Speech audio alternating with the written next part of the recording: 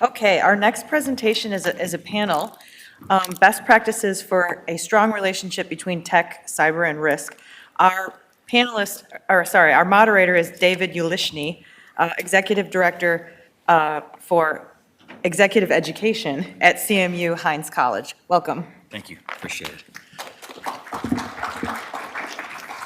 Hey, folks, thanks again for taking some time out of your busy schedules to come here to our beautiful campus. And so folks here that you are not native to Pittsburgh, you're probably thinking, wow, Pittsburgh's a pretty nice city, right? So it's sunny, it's blue skies. It's like this all the time in Pittsburgh, right? So make sure when you go home, talk to people about our great city. And folks at home joining us, thank you for taking some time as well, too. And so, yeah, my name's Dave Yu. I have the fortunate opportunity to run exec ed at the Heinz College, which is one of 7 colleges within the university. It's an interesting institution because it's sort of dual focused on public policy and information systems management, which you're probably thinking, wow, that's rather unique, and correct, it is rather unique. We're one of the only schools in the nation that's like that. So in addition to doing sort of advanced research and education on, advanced technology topics, we think about the implications of the implementation of that technology as well, too, right? From a governance, a policy, sort of a workforce development, but also from a risk management perspective as well, too. So, and that sort of feeds into what we've done from an executive education perspective in supporting, technology and risk executives for organizations at scale, right? And so, we've had our CIO program since about 2002, supporting the CIO workforce both in the public and private sector. Our CISO program in 2012, in relationship with the CERT division here at the Software Engineering Institute, and the same thing with our Chief Risk Officer program in 2017. The reason I bring those up is because through those programs, I've had the fortunate opportunity to get to work with our esteemed panel members today. They have been some have been students in those programs, but also, mentors and support for those programs as well, too. And so I'd love to introduce to you our panel, our interim Chief Risk Officer at Carnegie Mellon University, Francisco Molina, our Chief Information Officer, Stan Waddell, and last but definitely not least, our Chief Information Security Officer, Blair. And so I want to ask each of our panel members if you would take a few minutes to further introduce yourself. I really would appreciate that. So Francisco, if you would take it away. Hello, everybody. Francisco Molina. I have been with the university for about 6.5 years. My current role is the interim Chief Risk Officer, but I also work with business continuity, disaster recovery, and emergency management. It's great to be here. Hopefully this can be a very interactive conversation. This is the model that we follow as CMU. Has proven to be very successful, great partnership and support.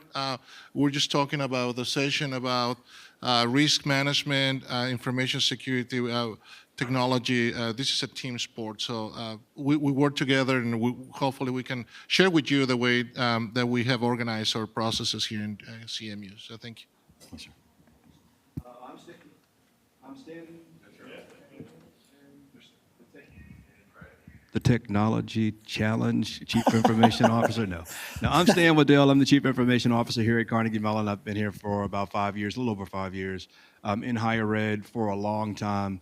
I consider myself a journeyman when it comes to higher ed because of the number of institutions I've had the honor and pleasure of serving. And when I was in the recruitment process for CMU, I had an opportunity to have a conversation with the then Chief Risk Officer, Melanie Lucht, and she expressed the Carnegie Mellon risk management paradigm in such a way that I was like, wow, that is something that many organizations in higher ed would do extremely well to try to emulate.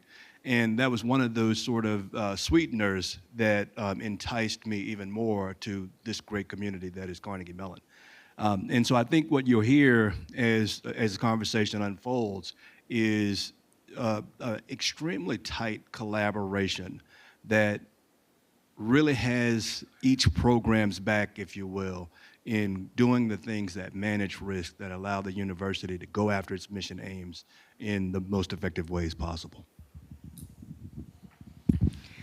Hi, I'm Blair. I'm the Chief Information Security Officer. I've been at the university for over 30 years, together with a team of computing services and then administrative computing folks.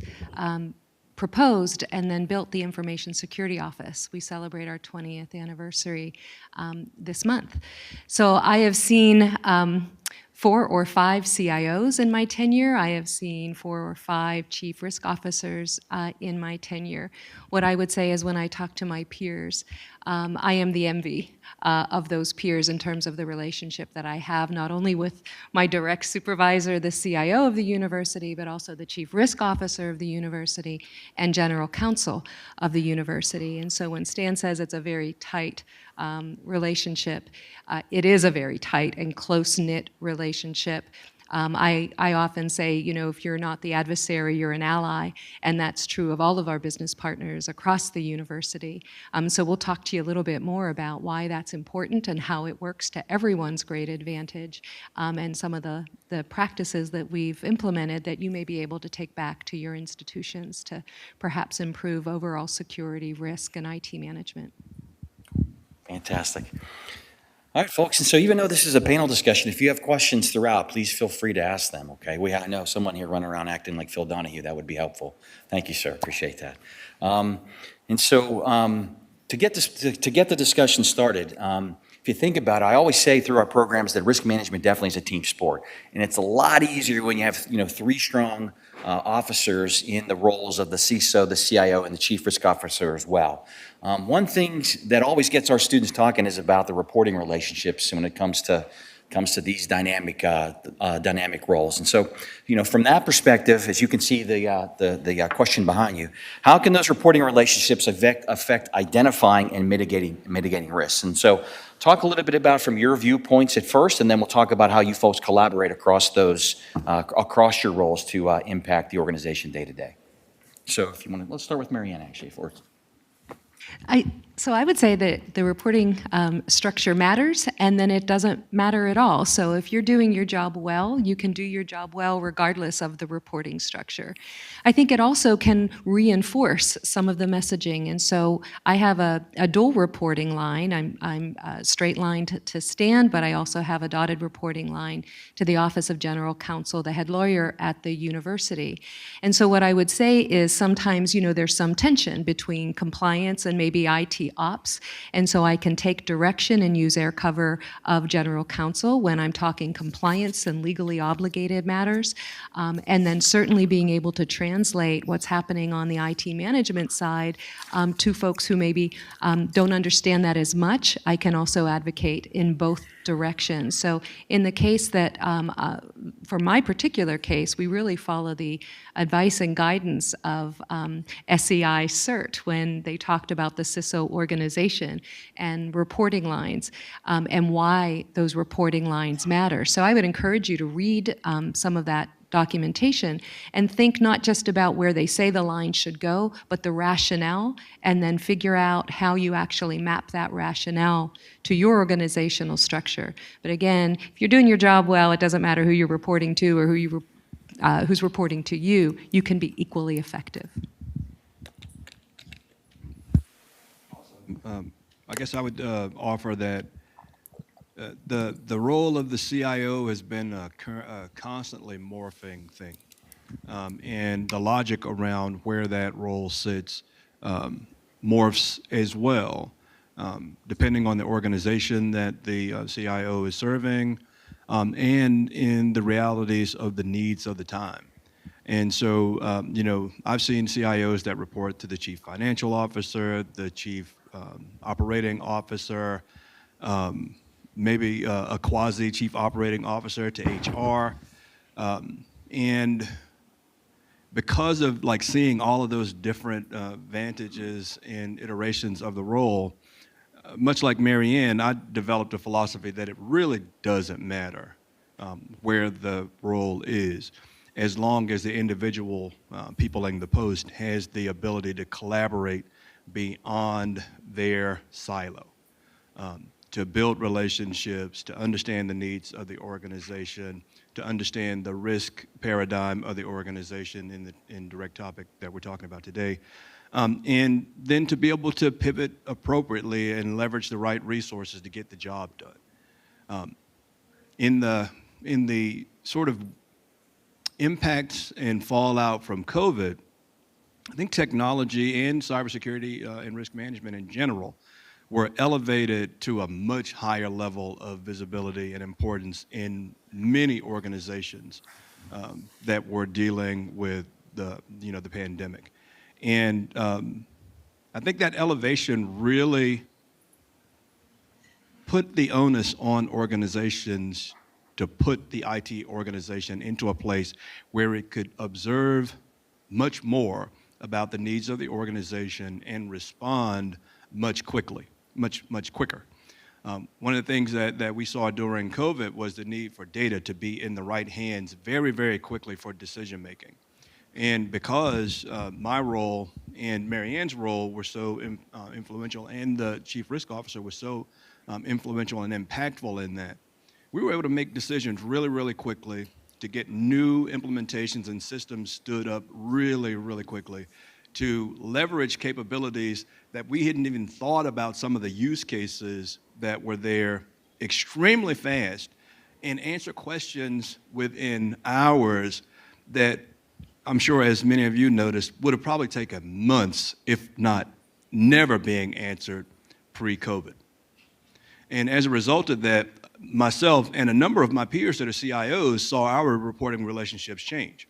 I went from reporting to the chief operating officer to reporting to the president, really in a day. The president called me one day and said, "Hey, we're doing an organization change, and who do you think the CIO should respond to?" And sort of, not without guile and without wile, I said, I hadn't really given any thought to that. I'm fine where I'm at.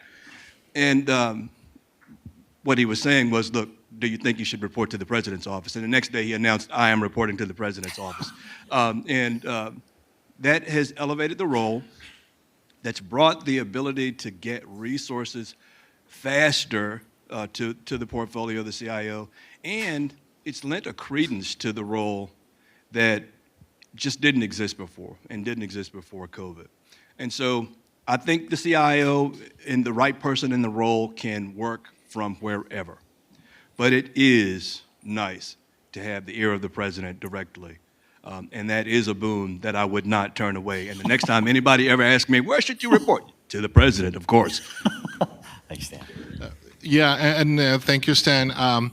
And I think a lot of this is, as Stan mentioned and Mary Ann, some of the learning from COVID and many other situations. But if you see that organizational chart, the purpose of our role is not so much the square that you see there is the role and the function that we perform. So our goal is to be agile, responsive, and have lines of communication so we can react quickly to the changing environment, either in technology or just the future pandemic, which, by the way, we have something going on in Africa and around the campus that we're responding to as well. But think about that's a football game, right? And we all have a role to play there. From my perspective, enterprise risk management, we look at those risks across the university, and we define what are the steps and processes that we can have in place in collaboration with security and technology to respond to those threats. We also provide the frameworks and the tools, so we're a resource for them and also for the university to serve as an intermediary of the translation of those needs that sometimes could get lost in translation. That's one of our main roles. You're going to see, we're going to talk about the 3 lines of defense. I don't know if you're familiar with that, but we really position ourselves in a way that we cover each other in terms of this is what's coming up, these are the operational aspects of what we're doing in terms of technology, and also a role like Mary Ann that has that advisory policy-making role, but also operational response into security overall. Fantastic. Thank you. Questions, folks, real quick? Go ahead, sir. Just yell it out. Okay. So it's really exciting to have. Sorry, David, we want it on the stream. That's all right. Okay. I'm coming. Yeah, it's really exciting to have all of you here. And given the nature of the slide that's up and the question you asked, I can't help but ask, what's it like reporting to a university president who actually has a background in network security? I'm assuming you're all aware that he developed technologies back in the 1990s on network security and network monitoring that led to a company, Arbor Networks. Start with that and share that it's refreshing, and not to say that any of the other folks that I've ever reported to weren't effective leaders and effective supervisors, but to be able to go in and not have to start with the explaining the technology, explaining the value, explaining the risk, but to really start with what we're going to do, what the value add is, and what the ROI is for an implementation or a strategy at any given point is so powerful and such a short circuit to getting work done that, yeah, I would hope to never have to go into the situation where I have to do all the explaining and lobbying ever again. But, you know, who knows? It's great. On the other side, there's no bullshitting, let me tell you that. So to be in a meeting explaining phishing and why it still gets through, and then to have the university president bring all of his chops right to the table and talk about mail gateways and the MX layer and MTAs. And I was like, oh, good, mail drop right there. So no, I agree with Stan. I think there's a lot to be learned. And then when I'm explaining things, I know that there's a real understanding. And so we, as CISOs, right, we are here to implement the risk tolerance of an organization, right? We don't set the risk tolerance. We can inform it, we can advise, we can influence even, but it's really up to the organizations that we work for to set their risk tolerance. And so I know with great confidence that when that risk tolerance is set, it is fully informed either by myself or from all of that pre-existing information, then I can work with confidence that I'm not going to get caught up in a miscommunication. So I think it's fantastic.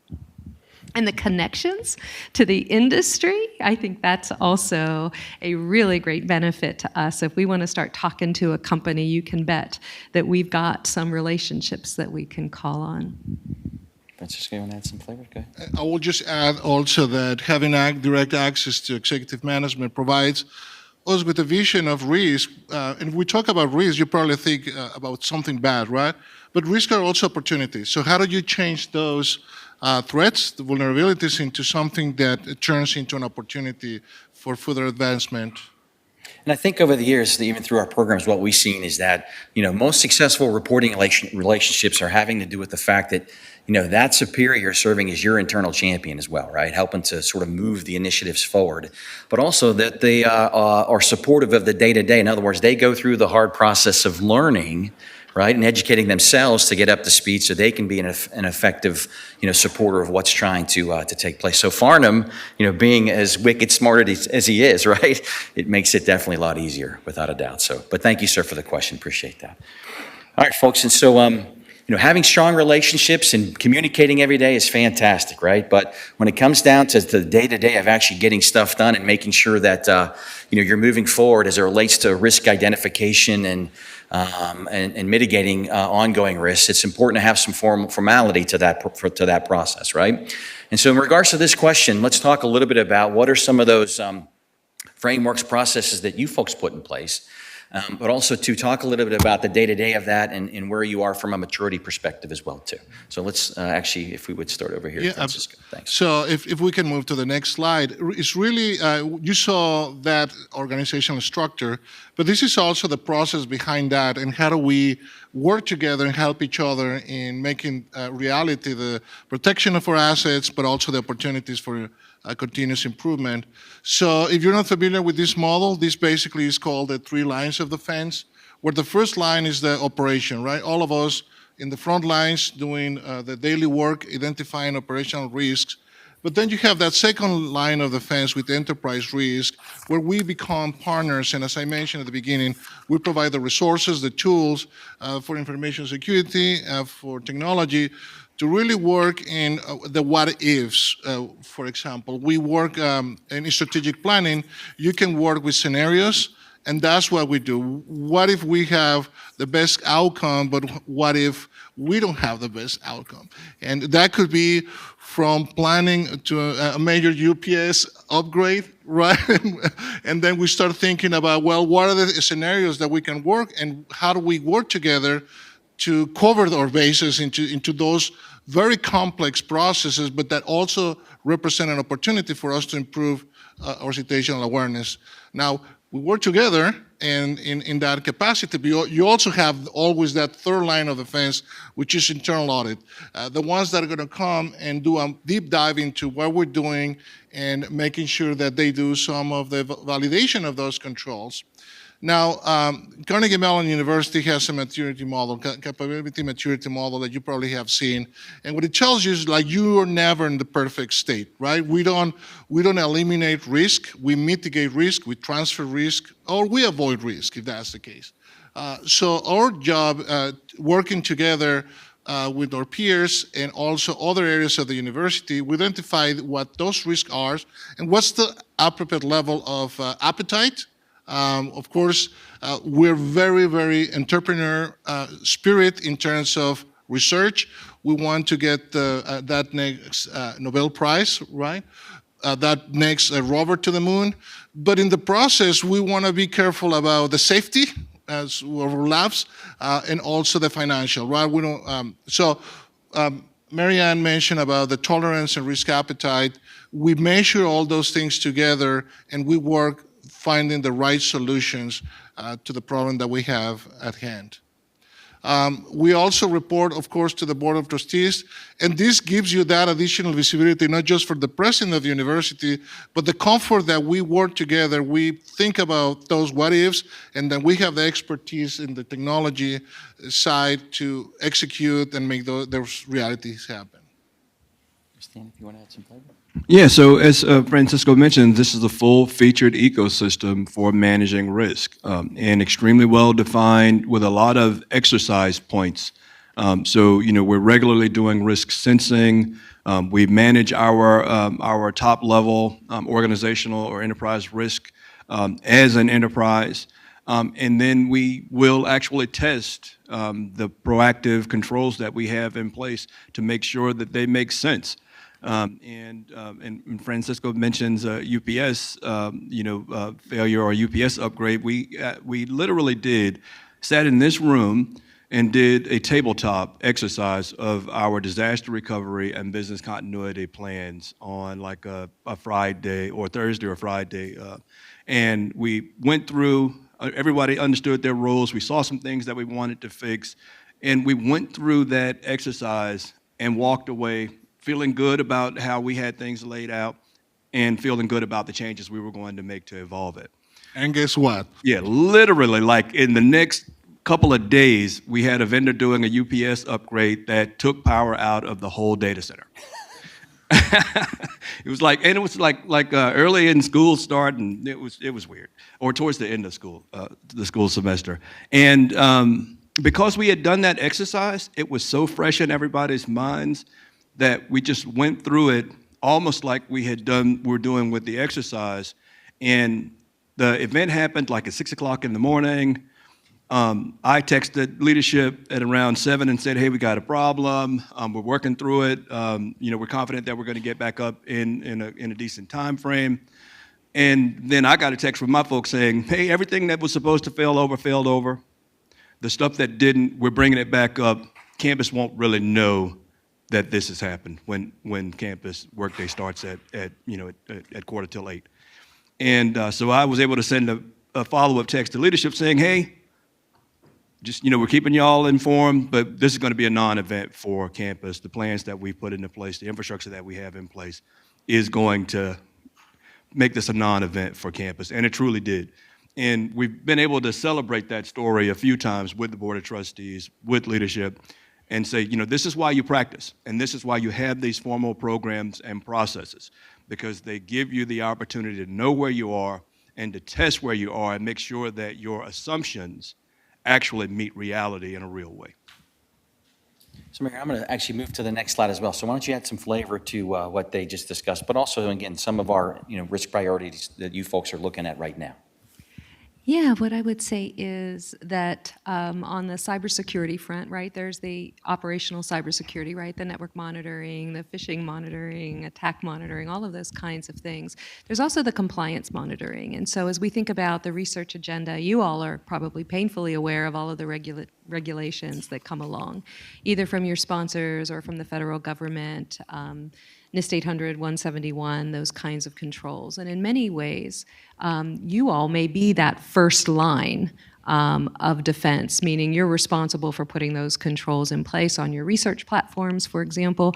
But I'm pretty sure your CISO is overseeing a lot of that as well, and sort of they've got your back. And so good communication between the two of you. Cybersecurity is always going to be on our list. I mean, it's just never not going to be on the list. And so we look at that as a long-standing risk. We've got evolving program that evolves alongside the threat actors and their capabilities, as well as regulatory compliance.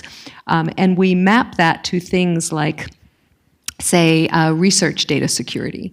So there's a lot of things we're doing on our program side that impact research data security, and vice versa. And so that sort of teaming that we do at that first line of defense then feeds into things like the risk management working group that was on that prior slide. So both Stan and I sit on Francisco's risk management working group. We're able to elevate our concerns about what's happening in the regulatory climate and our readiness to address those evolving requirements, and researchers' ability to address those in their local environments. So in talking about that, right, Francisco would elevate those concerns to the board. I'm amplifying that message from a cybersecurity perspective. Stan's amplifying that message from an IT capabilities and road mapping perspective, and all of those things sort of play in together. As a member of the risk management working group, then we all are looking continuously at those risks. They are assessed on a quarterly basis in some cases, depending on where they fall in the risk register. And then we're adding to risks, and Francisco and his team are assessing those risks and baselining that so we can continue to address them. On the emerging risks and the things that are under assessment, right, those are really the cutting edge kinds of things. And we've got a couple of examples, although there are many other examples to pull from. Perfect, thanks. Good questions you may have out there before we go on to the next topic? Questions? Cool. Anybody? Okay, fantastic. All right. And so, the pace of change is increasing rapidly, without a doubt. I mean, if you saw the last list and some of the long-standing risks and to the emerging risks, I remember once reading a study just to post the pandemic in a sense of, what's keeping senior leaders up at night as it relates to, that's going to impact their businesses, their organizations over the next 5 to 10 years. And it involved a lot of those risks that were on that last slide that we had. And so, as it relates to these sort of technological changes with the Gen AI craziness, we always like to say Gen AI is the newest thing that's been in the making for the past 60 years, right? Cyber's not going away as well, too. We know that as well, too. And so from that perspective, taking the approach that not if, but when things may occur badly, right? Talk a little bit about some of those controls and resilience practices that you folks have worked on to help, sort of take the university through that. And so, actually, why don't we start this off with Stan, if you would, please, and we can kind of go from there. Okay, so I would say that this is something that definitely concerns leadership and the campus community here at Carnegie Mellon. Because technology is ever-changing, we are continuously having to morph and update our systems, introduce new capabilities, consume technologies that are right on the cusp, but maybe not necessarily ready for enterprise prime time. So I'm talking about generative AI there. We actually have that as one of our risk sensing elements, the pace of IT change and what risk does that introduce to Carnegie Mellon, whether it be from community fatigue due to all of these changes, or the financial wherewithal of the organization to respond to all of these changes, or the security risk introduced for some changes that are not fully baked or may have some outsized impact on the community from a direct risk perspective, or maybe even society from a direct risk perspective. Again, I'm talking about generative AI. And so we have that as a risk sensing item, but we also have something that, again, unique in its level of maturity for Carnegie Mellon. We have a process called the University Information Technology Portfolio Management Process. And this is our tactical and strategic mechanism for introducing new technologies to the enterprise from a funding standpoint and from a risk mitigation standpoint. Proposals are made for new technologies on an annual basis, and then the university leadership, with consultation from their constituents, make decisions on what's going to get approved and what's going to get done. And the money is only one dynamic of what gets approved. We look at risk. We look at our ability to actually take in these changes or to implement these changes across multiple units, because those resources are finite. And I think Carnegie Mellon does a phenomenal job of understanding what's coming and then approving the things that are at the highest priority for the situations on the ground. Thanks, Dan. Mary? Oh, next one. We want to talk a little bit about our resilience management process. Francisco, if you want to add some flavor to that. Absolutely. So the what if something happens, then you saw on the prior slide, I will, as session ends, I will leave you with something that what we're trying to do here is to build trust. We use the word trust in computer systems and information security about systems and connections. That trust has to be the human connection between the different areas. And I think that's what makes this process very successful. When something happens, then we all respond. We have to act quickly, and that trust helps us to have that communication. So we prepare. We identify situations where we have to respond. We respond, and then we learn. We always do an after-action report. We come together. We try to be brutally honest. What are the things that we can do better? This is about continuous improvement, and I think something that we have been also able to do is to be able to be open in terms of these are probably some of the things that we can adjust and do better. Just plan, do, check, act, right? The continuous improvement cycle, and for something that I'm grateful to my partners here, and has been, I think, a part of the success. Besides those lines that you saw at the beginning, the human connection, the trust between the groups, and working together to achieve a common goal. Cool. How many of you heard of the CrowdStrike Blue Screen of Death event? Keep your hands up. How many of you were directly impacted by the CrowdStrike Blue Screen of Death? Okay, so not as many as had their hands up. And so this was, an unexpected exercising of our DR plan, for sure.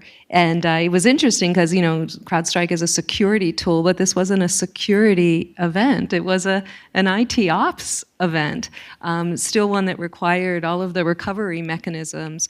But it's great to go to the next Board of Trustees meeting and not talk about CrowdStrike as a security event, but have somebody else talk about it from an IT ops event, and then actually build additional tabletops. So it's not the only thing out there for which this could occur, right? So when you think about something taking out some major portion, not only of your infrastructure, but your supply chain, it's great to have folks like Francisco who can lead one through that kind of event and really make sure you've got your bases covered. Fantastic. Thank you all. Questions from the audience? Go ahead. So we know that COVID kind of changed the way many organizations operate. So my question to you is, what is something that you had to change that if it was not for COVID, you probably wouldn't have it, not have changed? Because I know it forced a lot of organizations to become more mature than they were probably capable of or ready to be. Good question. So I would say we use every crisis to our benefit. And so COVID was certainly one of those. And it was one of the drivers for the CrowdStrike implementation, actually, because what happened is for many organizations, your security controls are active when you're on the university network, right? And so, we went to great lengths to make sure people could take work home, that they had devices at home. We knew that those devices were also, being used for homework and schooling for children, right? All of those things really led us to understand that that platform now is the last mile, and in order to have that visibility in the new remote hybrid working arrangement, that we needed CrowdStrike to be there, and if we needed to bump a host off a network, it was bumped off. It didn't matter where you went. And so that was super helpful. COVID was super helpful in that regard to us. Stan, you want to add to that? I'd add that. Okay. I'd add that the reliance on data was so elevated in COVID. We were able to do things with our data program that, again, I'd probably still be arguing about trying to do right now if COVID didn't exist. And so now we have an inordinate number of leadership dashboards and decision support tools, a data warehouse strategy that encompasses most data on campus and at some point will encompass all data on campus. And I didn't even have to ask for that. People said, because of the value of what we derive from reporting in COVID, are there things that we can, and I haven't, okay, so I have been saying these things sort of, with low intensity, and to see it get boomerang back to me saying, can you make these things happen? And, I love it. And I think, again, that people recognize the value of technology in a way that they never had before. And I think generative's going to do that too, but in a different way with a slightly slower burn as the temperature gets turned up in regards to these things being baked into our commercially available enterprise tools. It's going to change the way we think too. So Francisco, besides you sleeping on a cot for 18 months and eating pizza every day because of COVID, what has, from your perspective?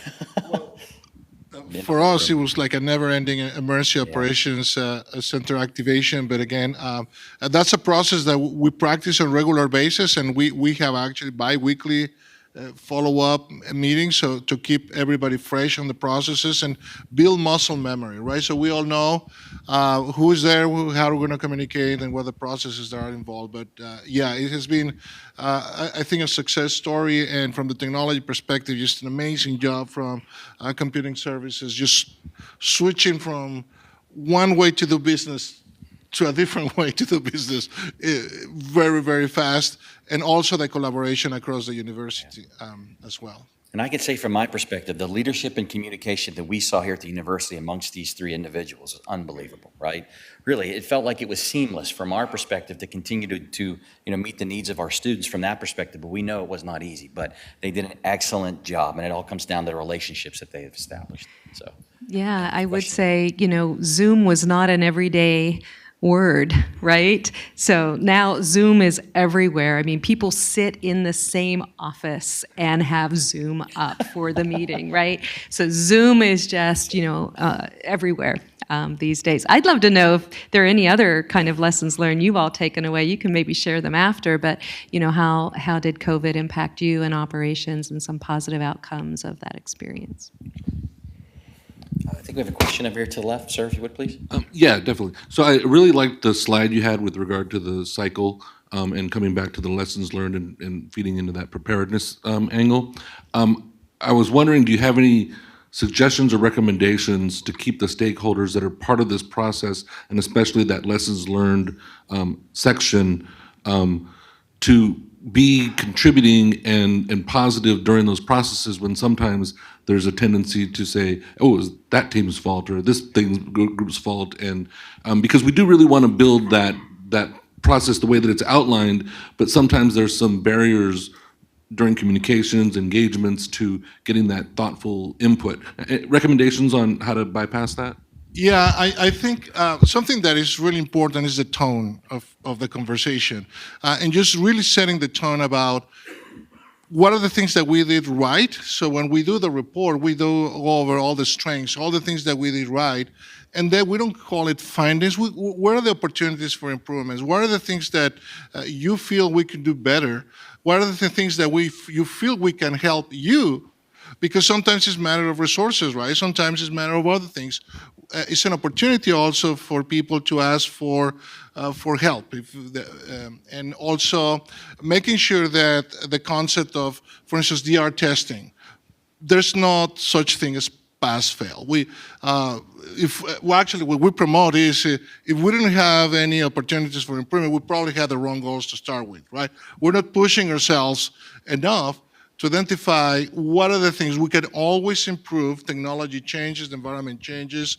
What are the things that you and us can do to improve what we have done without that pass-fail approach? And also, these are not findings. These are all the things that we write. What are the things that you think we can do better? And I think that conversation has been very successful, even in the way that we report. We don't report, we pass the exercise, right? We report, we completed, these are the successes, these are the areas of opportunity. And sometimes you find some, and so there are some cases when we have small exercises where we don't find anything, right? That was very, very subjective or very specific. But the more we do integrated exercises, the more we find opportunities for improvement as well. Yeah, I like the way you say that, opportunities versus issues, right? I think that's important, how to communicate I that. just want to give these two gentlemen a lot of credit because I think Francisco really sets the tone that this is a learning exercise, right? And he's getting teams to talk together who maybe don't talk together on a regular basis. And when Stan kicks off these sessions with saying, this is an opportunity to really learn. No one gets in trouble. Like that executive leadership and walk in the talk of we are here to just learn and improve our operations together. And oftentimes, you're surprised by what you may find. It may be higher up the organization, and then we can say, oh, if that's all you need from me, let me do that for you. And so that then continues this cycle of trust because the trust cycles and continues to build. And now, Francisco has a queue of people saying, I want to do this exercise with you because I know I'm going to learn something that I don't have a way of learning because I don't have the skills to facilitate all of those teams coming together the way he does. Agree. I think we have a question in the back. Go ahead, sir.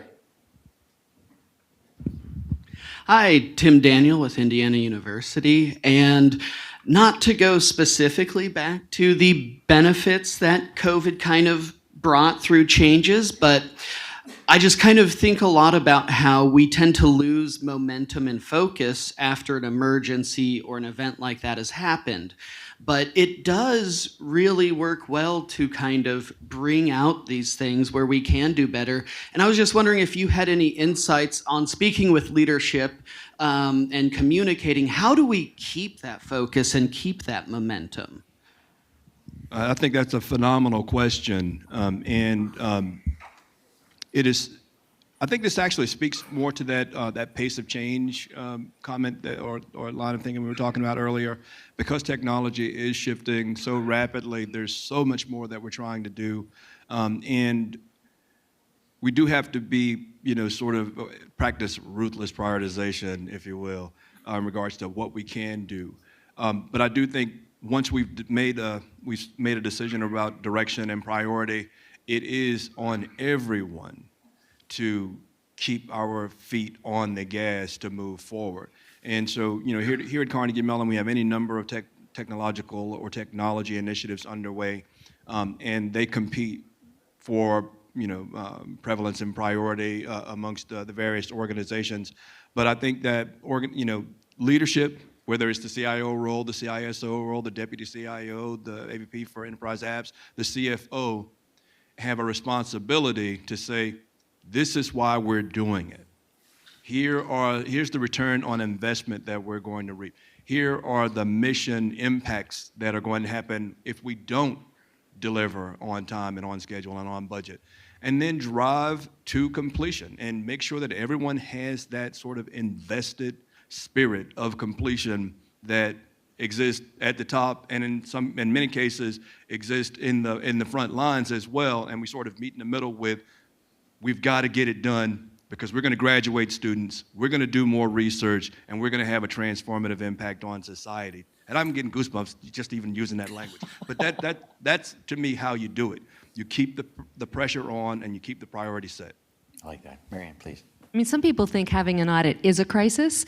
And so one of the things that I would really encourage, like we talked about those lines of defense, audit is one of those. And as a CISO, I regularly engage with our internal audit team to say, here are the areas where I have concern. Let them take the message forward, or through the enterprise risk working group. Let the chief risk officer take the message and I'll swoop in with some solutions, right? So a little bit is just figuring out, where those lines of communication are. And then the last one I'd say is use everybody else's crisis, right? I don't want to just report up when I'm having a problem. I'm going to look and say, oh, University X had this problem. This were the root cause. These are the contributing factors. Maybe I'm telling them, remember that funding that you gave me 2 years ago? This is why it hasn't hit us. So it's giving everybody the positives and the negatives and where our gaps are, and then working with audit to get it into their audit plan, getting it to the risk management table. So if you don't know your chief risk officer, you got to know that person. If you don't know who's in charge of internal audit, you got to get to know that person, build those relationships, because it's all about lifting everybody up. Francisco, any flavor today? Anything else you'd like to add, Francisco? Anything else you'd like to add? No, I agree. That's good. No, and I think that's a good best practice, Marianne, without a doubt. We've seen across the years in our programs that it's the sort of what's in the headline, let's use that as the TTX of the day, right? And again, that comes back to having that relationship and those open lines of communications amongst the C-level executives, right? That you've built up enough political capital to be able to do that, right? What would happen if this happened to us? I want to hear from everybody kind of approach. And so that in some ways helps keep the momentum going, right? You're just continuing to test their ability to respond to these types of incidents and how you collectively would work together as part of that process. Other questions you may have? Sir.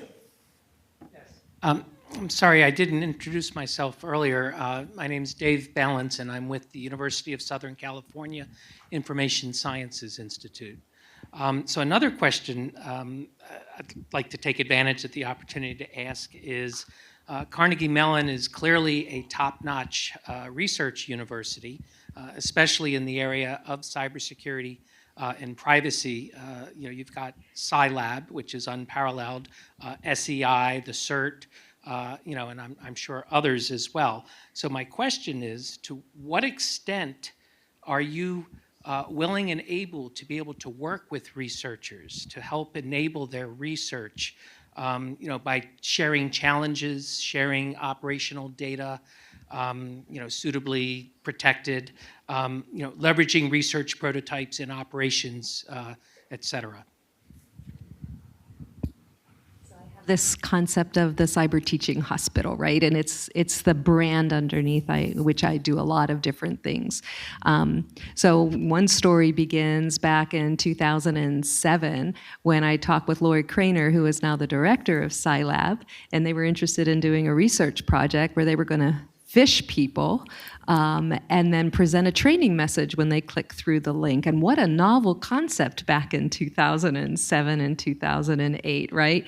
Now that simulated phishing practice is now finding its way into compliance regimens. So what did we do? We went to OGC with our researchers because it sounded like a good idea.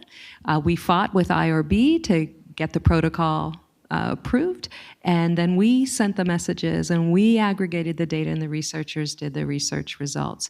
We are very hands-on with our researchers. Subsequently, we did things like integrate their password meter into our password change UI. I am a big fan, and I tell all of my peers about how, if you've got a cyber team or an institute academically, that you can think about how can you use operational data for research purposes. So we've got an inflow of requests that we then vet. Stan approves. We work with IRB to get those protocols, the ones we agree with. We don't agree with everyone. And there's some really novel ideas out there. So I guess that piece of it. We also, if they're getting proposals or they're responding to a grant, and some of the folks in this room know, I'll write letters of support as the CISO of the organization, right, to lend additional strength to the amount of collaboration that Carnegie Mellon will apply to that research. And so there's some other ideas too. We're certainly engaged when protocols come through. We've got somebody sitting on the IRB, so we can do a great job of translating for researchers what's necessary. We can also translate to IT what's the underlying platforms that need to support research moving forward, especially as compliance comes through. Yeah, I think those are a couple of the highlights, and I'm happy to talk offline more about how to begin to make that happen. But it's another example of how Carnegie Mellon can be a very small place where we all support the mission. You know, I could say I do cybersecurity, or I could say I put rovers on the moon, right? Because everything I do is about supporting what the research outcomes are and the teaching and learning outcomes and the transfer to society kinds of outcomes. And I think everybody has that kind of mentality here. We work to try to get to yes, for any interaction that we can. And to your point, try to make sure the appropriate controls are in there to protect any restricted or sensitive data, but really try to get to yes. I think it was last year, we worked with Norman Saday's lab on, it might have been, since COVID time is just one big blob. But in the last couple of years, we worked with Dr. Saday's lab on privacy transparency. And so when he came and talked about wanting to be able to tell people what information was being collected about them through various IoT devices and whatnot, and he'd come up with a way to do that and to allow vendors to register with this practice, that's again novel and something that I thought really would have a benefit to society and probably something that we could help with. So we put all of our network equipment into his registry. We were like the first customer of his. And so you can walk up to them with his app and scan a QR code and see what those devices are logging about you. And that's spread like wildfire.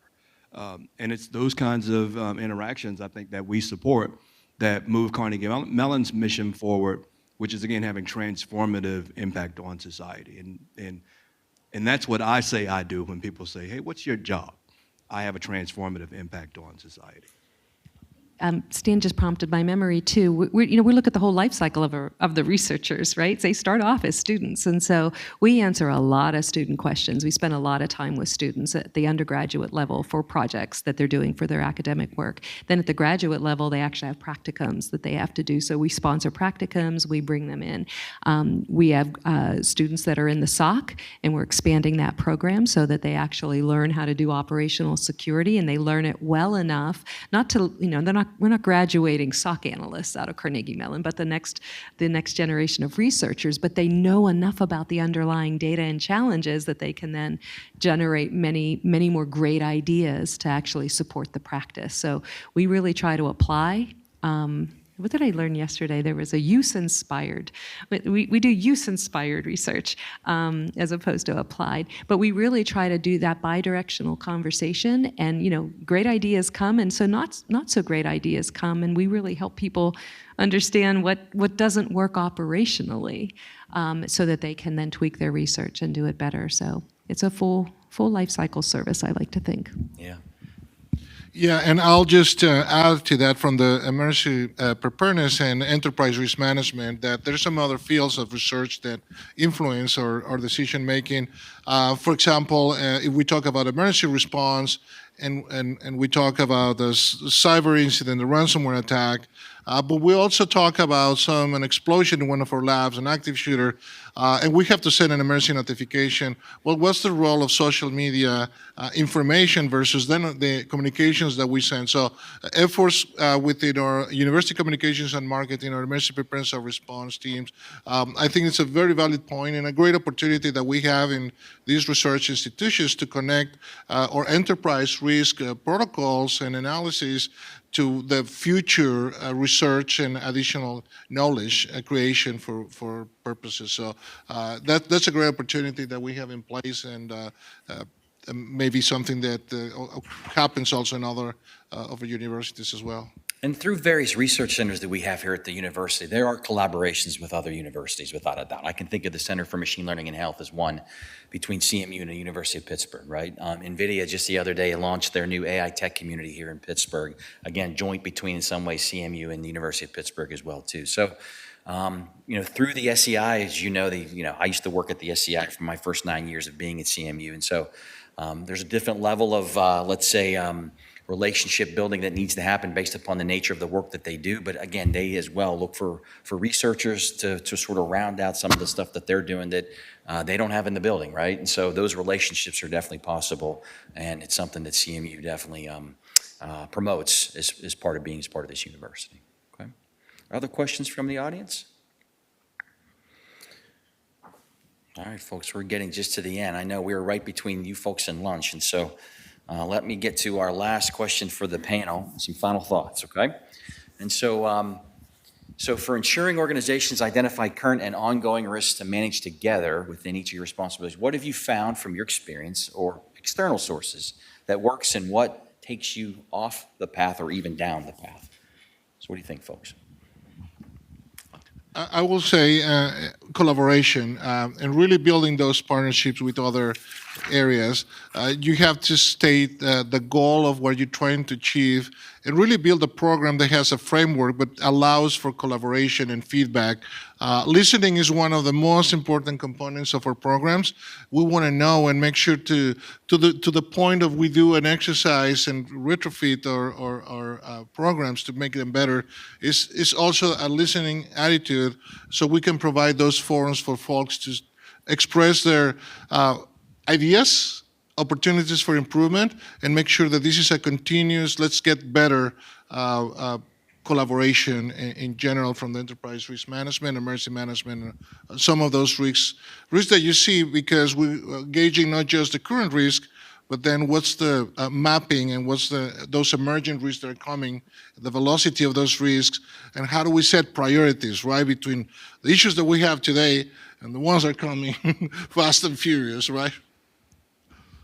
I'd add that exercising your artifacts, right, and your plans and processes. So, I've been a CISO before, I've been in technology forever, and one of the most positive impacts I've seen in any of the programs I've been associated with is just going through and exercising the artifacts and validating that the things you think are right when you write them translate to reality when you test them.